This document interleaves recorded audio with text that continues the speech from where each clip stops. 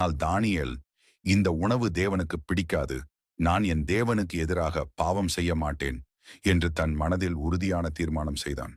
அவன் அதிகாரியிடம், 10 நாட்கள் மட்டும் உமது அடியார்களை சோதித்துப் பாருங்கள். எங்களுக்கு புசிக்க பருப்பு முதலான மரக்கறிகளையும் குடிக்க தண்ணீரையும் மட்டும் கொடுங்கள். 10 நாட்கள் கழித்து எங்களை மற்ற இளைஞர்களுடன் ஒப்பிட்டுப் பாருங்கள் என்று கேட்டான். 10 நாட்கள் முடிந்தபோது தானியேலும் அவன் நண்பர்களும் மற்றவர்களை விட மேலும் ஆரோக்கியமாகவும் முகம் பிரகாசமாகவும் காணப்பட்டார்கள்.